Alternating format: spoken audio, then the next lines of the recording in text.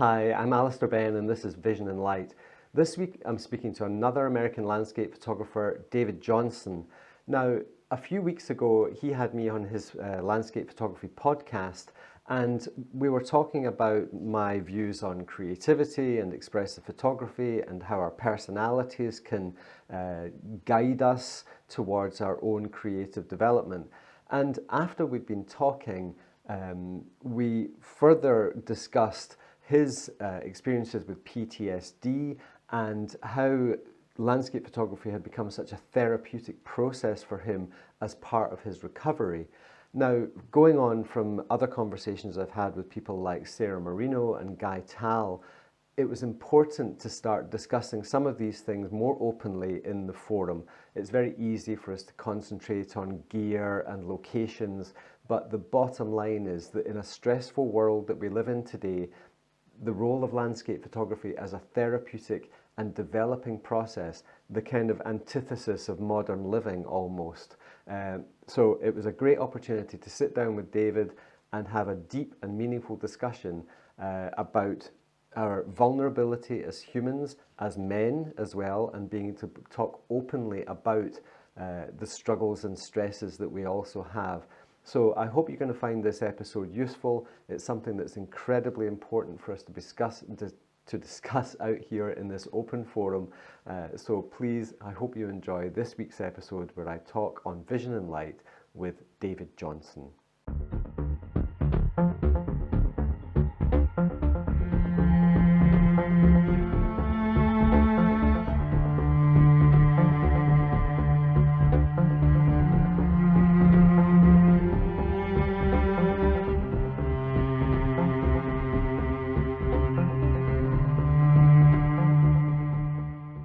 A warm welcome to David Johnston. Nice to see you here. Finally to talk to you in face-to-face as opposed to on your podcast. Absolutely, Alistair. I'm really excited to be here. Our podcast that we did on my show was really enlightening and inspiring for me. So I'm excited to talk to you again. Tell me that in 45 minutes. Right. Well, we've had a bit of a chat. Like I said, when I was on your podcast the other day, we got a chance to kind of dig into some of my stuff, and it's a great opportunity to turn the mic in the other direction. Now, if I know quite a lot about you just from your background and so forth, but for the benefit of people watching, just when did you get into photography and why did you get into photography would be a good start, I think. Yeah, so diving into that, it goes back to high school, and it's really not that far away in the grand scheme of things, even though I feel like it's light years away from where I am now and where I stand. And I started actually taking a film photography class, and honestly, I did it to get out of a geography elective in high school. I thought, I like to draw, I like to do different artistic stuff. Film photography should be pretty fun and cool to do. And I just got really into it. I loved our projects. I loved going into the dark room and using the chemicals and lighting and different techniques to develop my own prints. And it really kind of resonated with me. I remember one photograph I was hanging out with friends in high school, and we played poker a lot. We were high school kids for a couple dollars a pot, but I remember one shot I took was in between two hands of poker, and it was shooting through their hands in the foreground, and you could see the chips in the middle of the table and the other two players on the other side.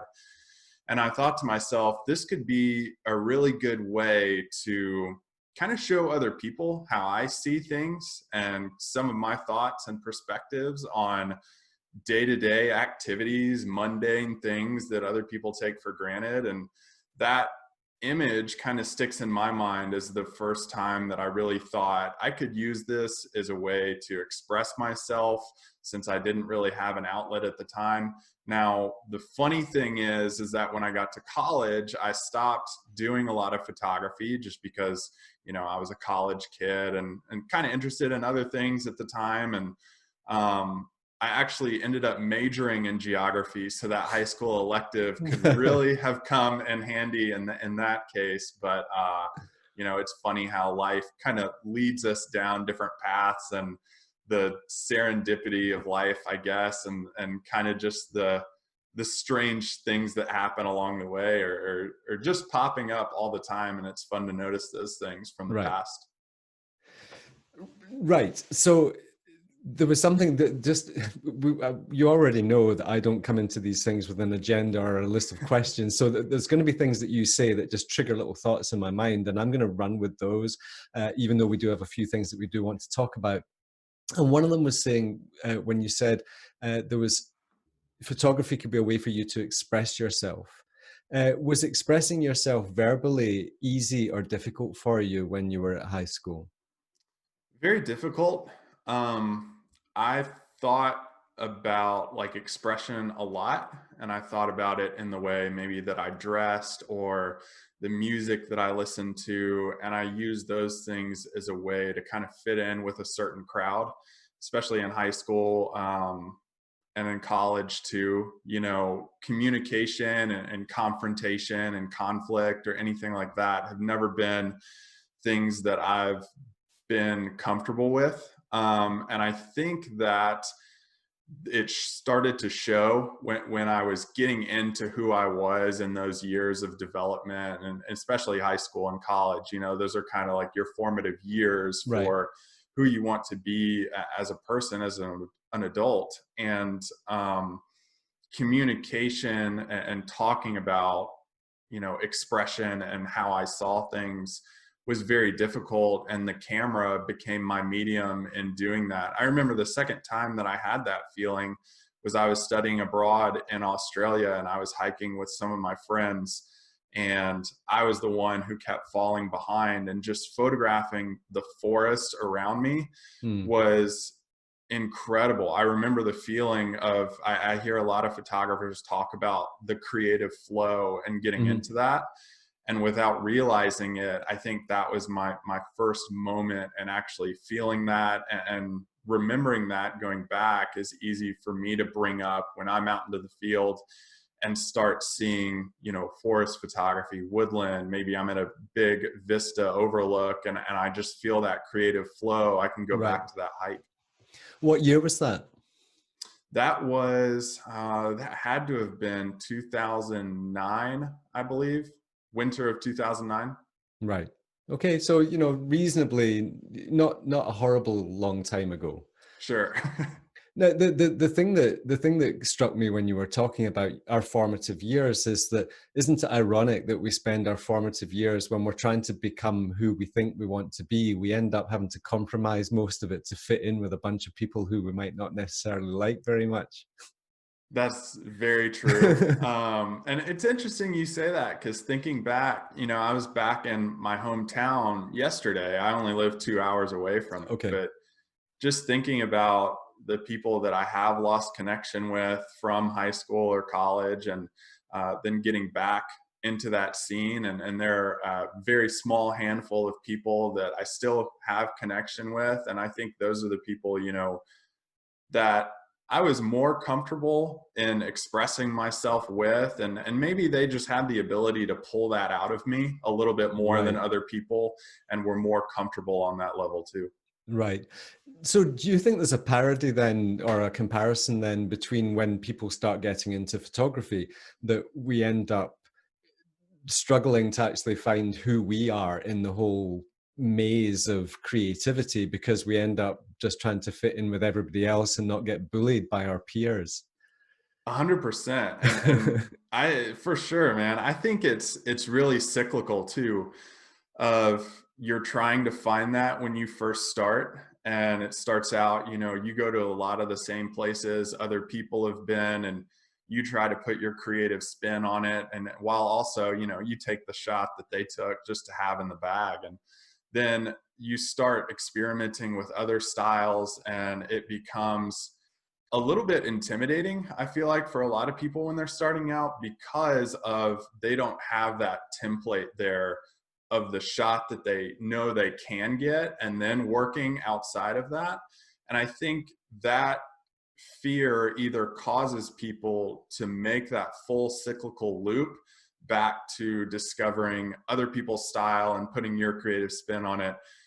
I feel like a lot of people get stuck on that side of the process of just copying an image and then working a little bit outside of that, when really I feel like creative expression and discovering who you are and how you see the world comes when you break through that different style. Maybe it's going to a place that no one's ever been before, and you're able to really see it in your own way for the first time. Right. I, I think I've been very guilty in the past of assuming that everyone wants to be a creative, expressive photographer. Mm. You know, and I'm trying to get myself out of that. Well, it's a judgment essentially, is sort of superimposing my thought process on their creative process. So yeah, I'm making an effort not to just assume that everyone wants to be super expressive and creative. You know, and going to beautiful places and making nice photographs is a perfectly valid thing to do. Now, something that you and I share is a bit of a passion for the sort of psychological insight of landscape photography in terms of how different types of people learn, and how our personalities kind of mold our vision of the world, and even why we might be photographing in the first place. So do you mind digging into the sort of personal side of things in terms of how your personality fits in and how your creativity helps or hinders, or, you know, we can kind of roll with that for a while? Sure. I kind of understand personality types through one specific way of, I guess, labeling people through a various range of numbers. So I look at it through the Enneagram, and I know a lot of people are familiar with that, but maybe just a surface level familiarity with that. And, you know, you can use Myers-Briggs and other things to discover your range of personality. I prefer the Enneagram because it allows you to jump to other personality types in different social situations or stressful situations. So within that range of 9 numbers, I fall to a 5, which is labeled as an observer or a investigator. And it kind of goes into, you know, I kind of cling to one thing at a time, and I have to know everything about that topic. So it's obvious that photography, I really got into it after college, you know, after those days where I kind of put it aside. And something just sparked where I had to know all about composition. I had to know all about light, all about how cameras work and lenses and how you can use those.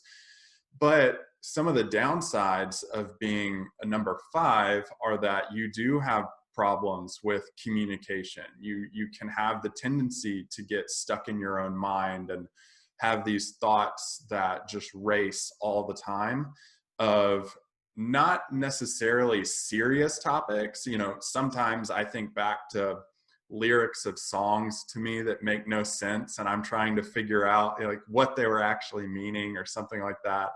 And when my wife asks me like what I'm thinking about, and I just blow off this random topic, she's like, okay, I'm sorry I asked. But other things like just trying to discover, you know, how far I'm seeing when I'm photographing, say, the night sky, and trying to understand the intricacies of the universe and physics and things like that is something that I love to think about.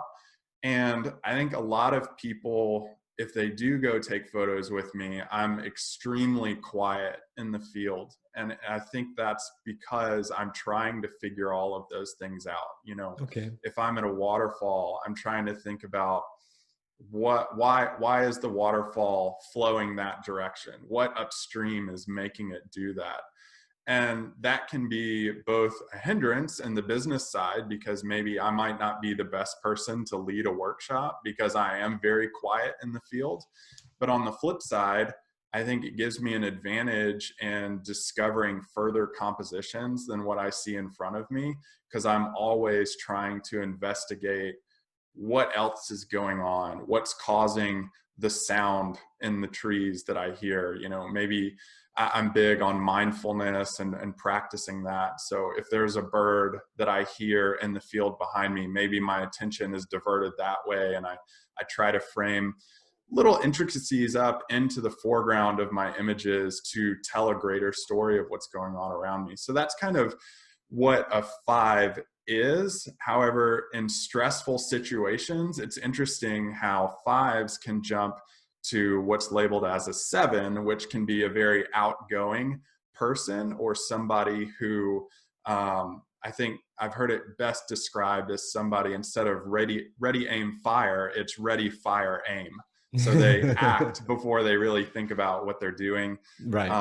And then in confident situations, I go to a number 8, which is a challenger, somebody who has an idea in mind, and they tend to, whether good or bad, press that thought and that belief on kind of a more conflicting conversation, I feel Right. like, and maybe a more aggressive style of communication. So all those things kind of go into who I am and how I'm made up and how I'm wired.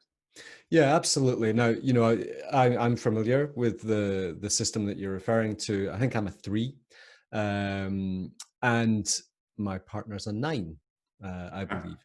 So, yeah, we've done these tests and studies as well, and I think where I'm most familiar with this is when you see the diversity of people who come in a workshop.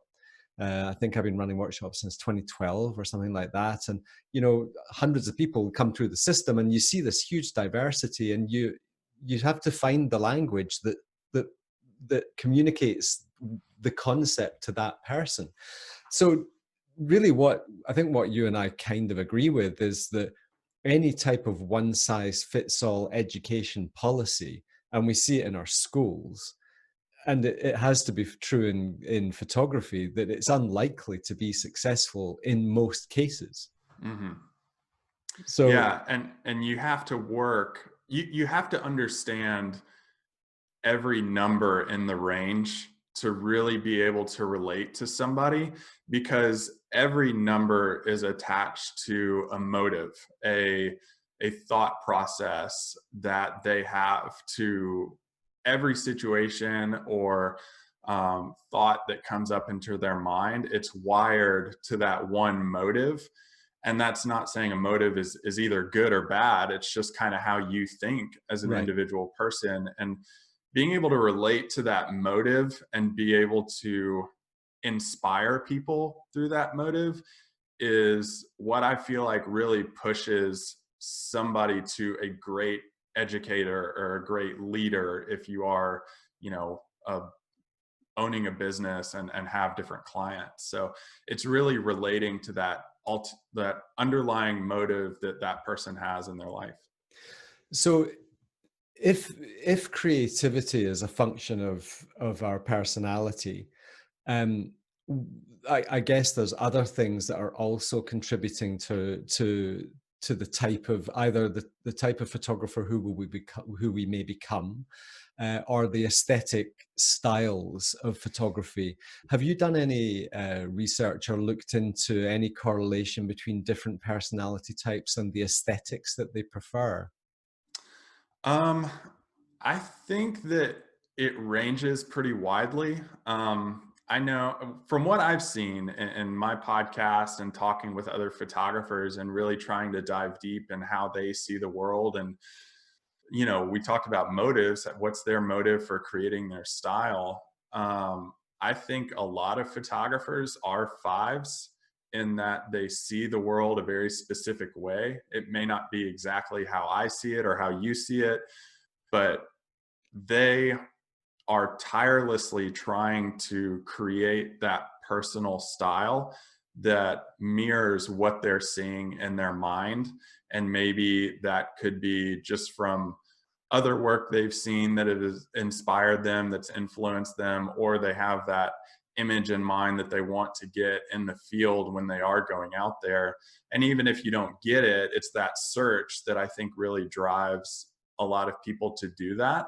I think for a lot of photographers, you know, staying on that number 5 is that the downfall a lot of times is, well, we talked about motive. The motive is you produce something or you try to gain as much knowledge about a topic so that you don't feel inadequate when a conversation comes up and you're kind of challenged on that topic. You know, you don't want to say something that's wrong, or you know, say something that makes you look stupid. And I think that that's where that communication block comes in, because if we don't know a lot about a topic, we just won't say anything because we don't want to look inadequate.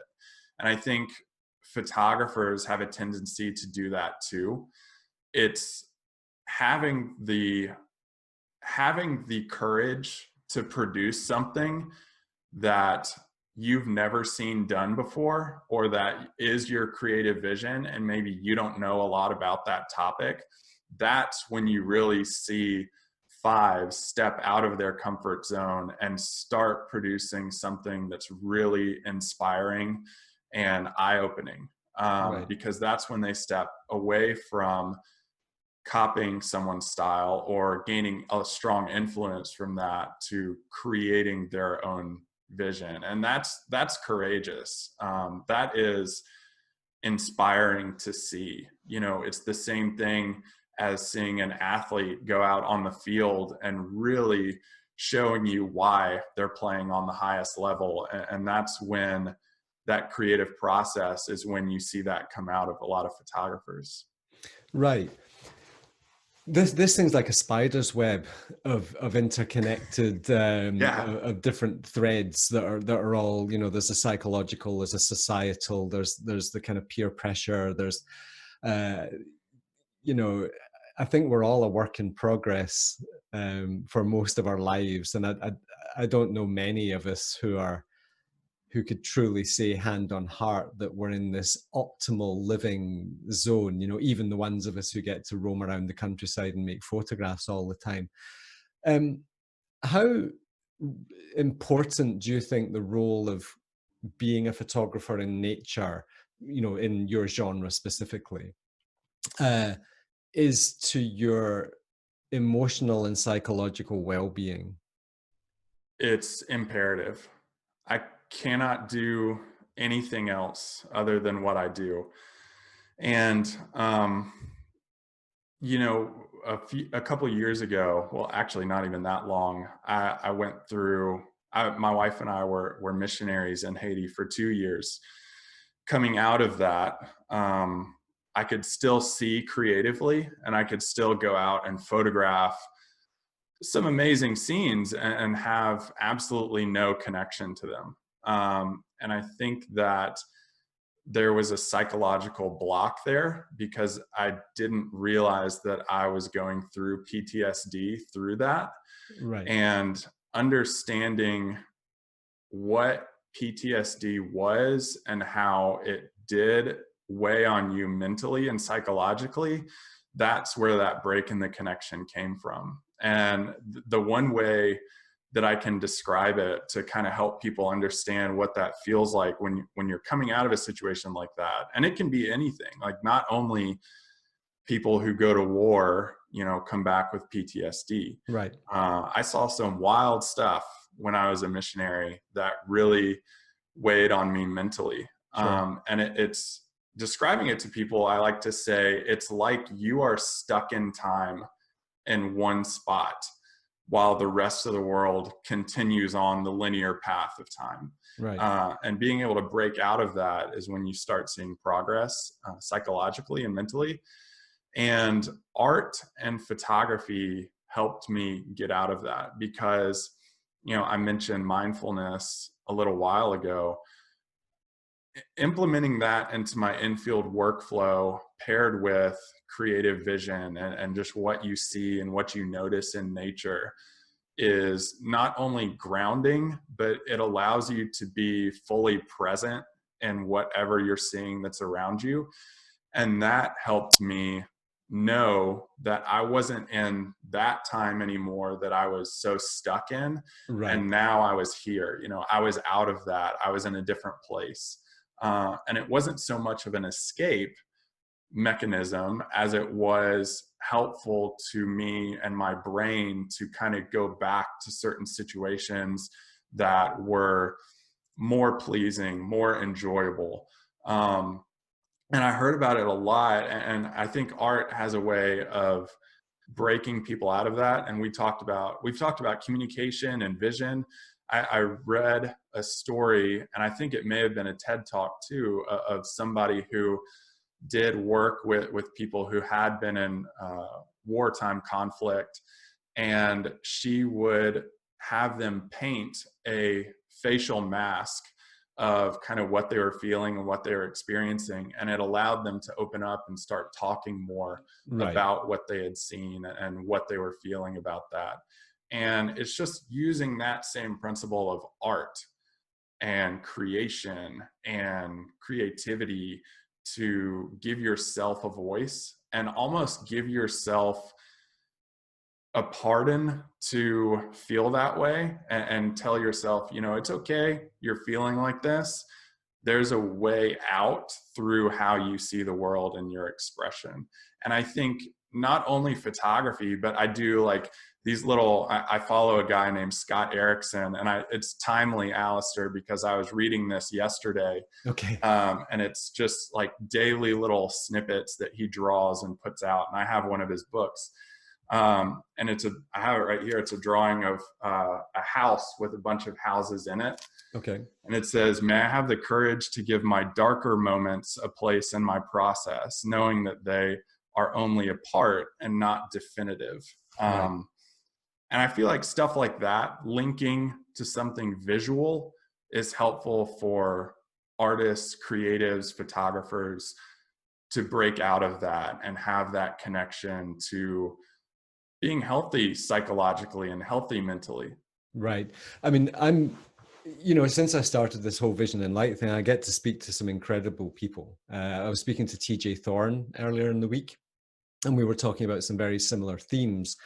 And it seems to me almost like photography becomes an externalization of our emotional perspective. So you can throw yourself into something creatively that is somehow impossible for you to deal with internally and remain objective. Whereas once you're outside of yourself and you're using metaphors and throwing yourself into mindfulness or being in the flow state in the landscape, then all of a sudden some version of you is out there in the landscape interacting with something else. And by getting them both out of your body, you're managing to see them from a fresh way. And I think a lot of things we talked about, like when we're kids, having to bow to the peer pressure, getting bullied or getting picked on or trying to impress members of the opposite sex or partners that we want to make out with or whatever it might be.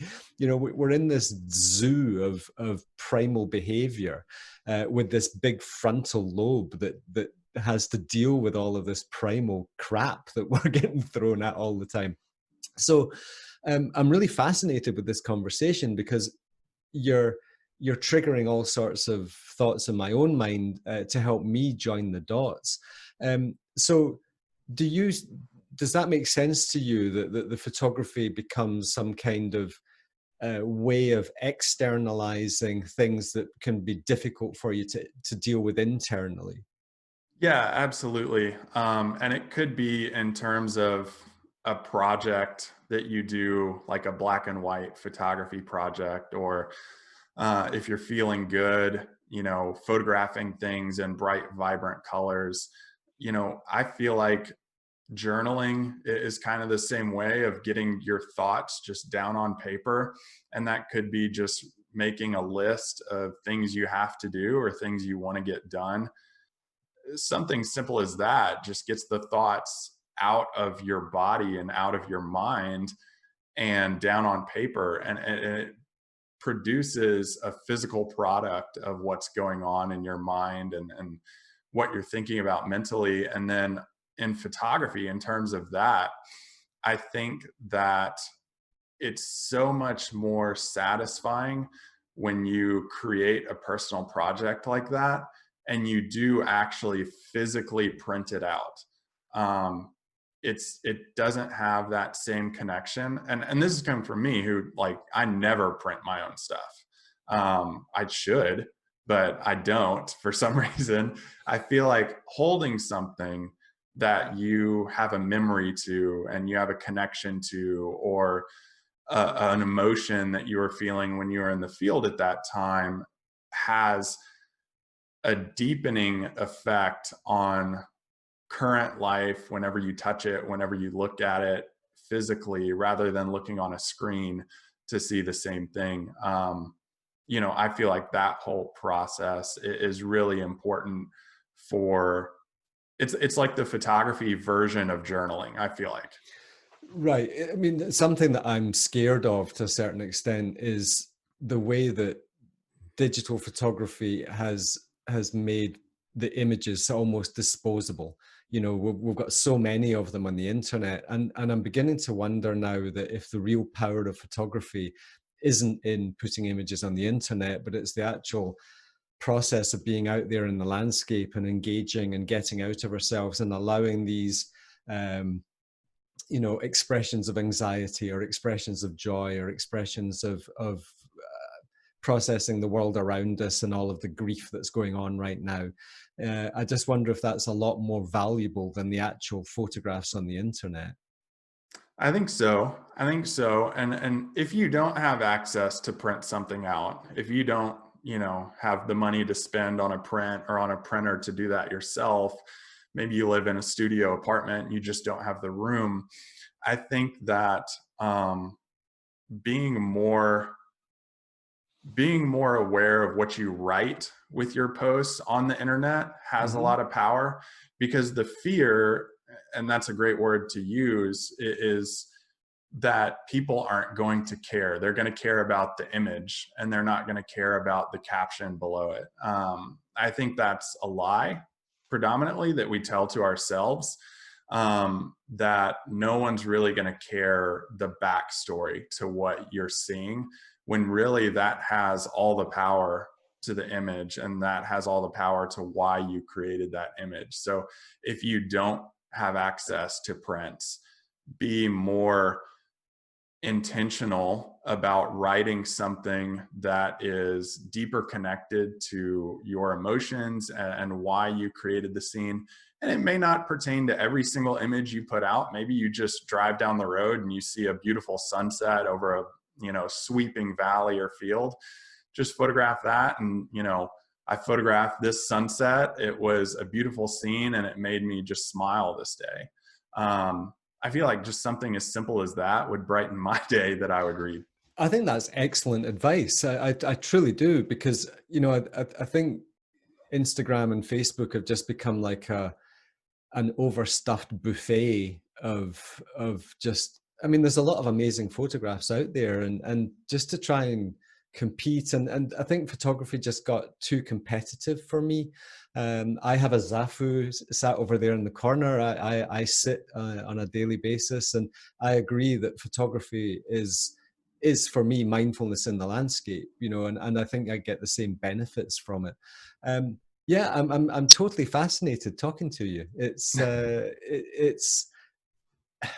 this is the thing that's really becoming clear to me, is that there's a common theme with all the people who I'm talking to these days, is that I think we're all photographers because we're all a little bit screwed up from things that have gone on in our past. Um, and it just seems to me that that's probably really important. Yeah, and I think not being afraid of digging that up is important too.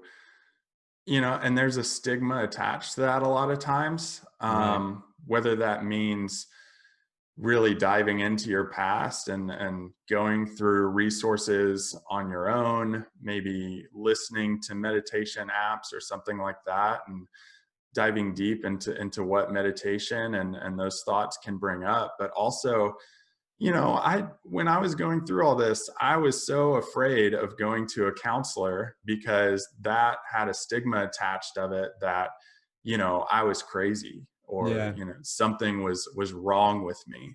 when in the least, everybody's dealing with something. Right. Everybody's dealing with, like you said earlier, being bullied in high school, or, trying to impress somebody that said something mean to you when you were really trying to be yourself and put yourself out there. And in turn, that made you kind of internalize everything. Right. Whereas counseling is freeing. Counseling, I think, is courageous, and, struggling to go through the process of figuring out what makes you tick, and what your thought process is about a lot of different things is very courageous.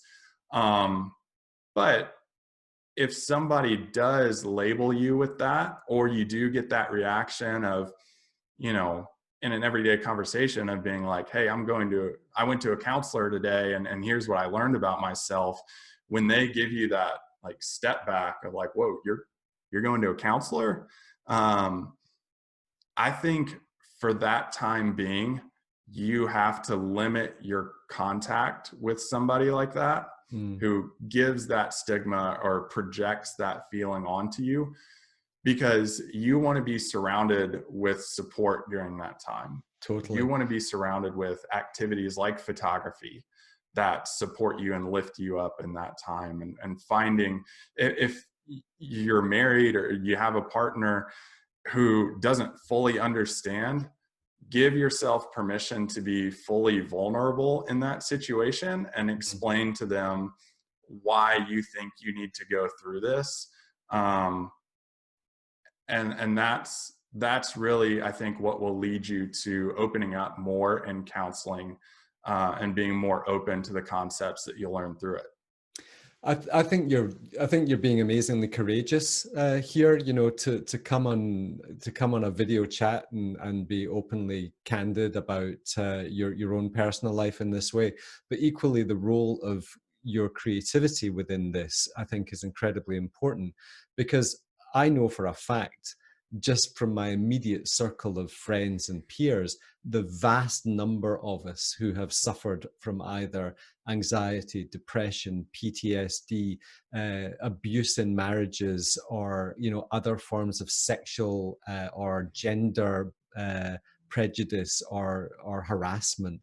You know, the percentage of people in the world who have to suffer any of these things is vast. So statistically, we're not alone. And I think to have people like us talking about these things openly and honestly in a very candid conversation has to be good.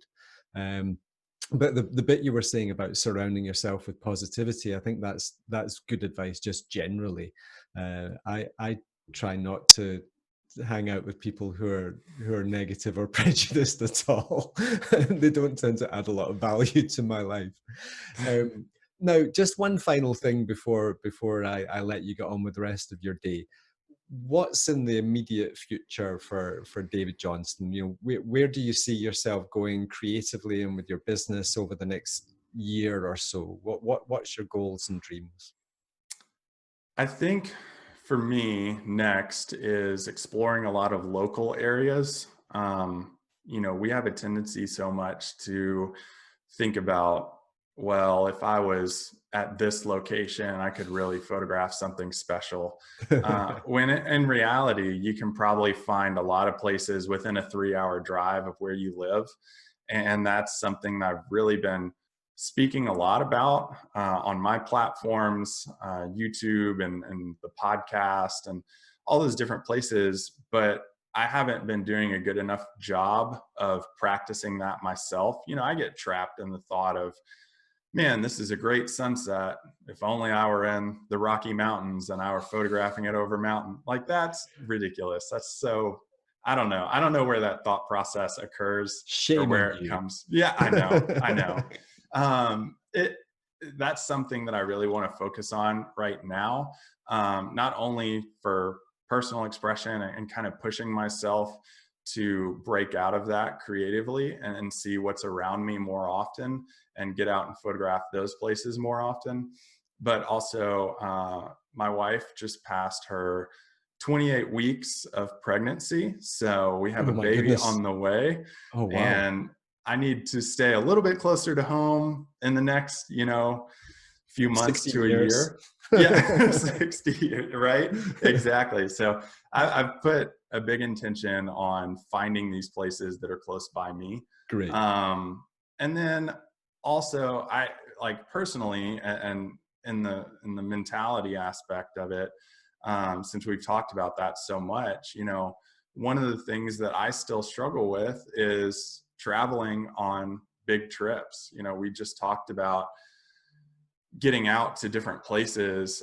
Even though I want to go there, I'm trapped kind of in this paradox of I spent 2 years constantly going back to a major conflicted area, and an area that um, is just a whole different world and has a lot of positive memories and a lot of negative memories for me too. And every time I start to go on a trip, or I have a trip scheduled, I do get this like huge peak in anxiety.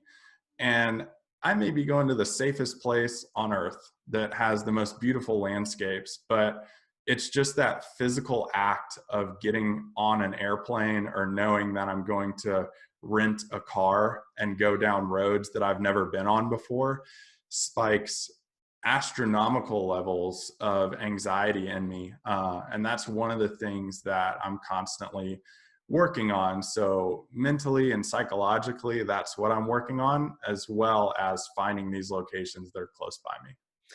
Good. Well, that sounds like a reasonably balanced thing, because it's a win-win to a certain extent. Is that finding amazing things close to home is always a bonus, because it's you gain an intimacy in those places that nobody else has. And Mm-hmm. I think that anonymous landscape, or the less well-known landscapes, have a lot of psychological and therapeutic benefits in their own right. Well, I wish you well on the healing road, first and foremost. And Thank you. I think as you continue down that path, and your creativity, with your open mind and your vision, I think you have some surprises ahead of you. Yeah, and I hope our discussion helps other people out there. I know I found it helpful just to talk about this with somebody else. So, yeah, thanks for asking the questions. No worries, man. It's much appreciated. And thank you once again for your candor and your honesty and your openness, and your words of incredible support. I mean, it's courageous. So well done. And thank you very much. My pleasure. Cheers, man.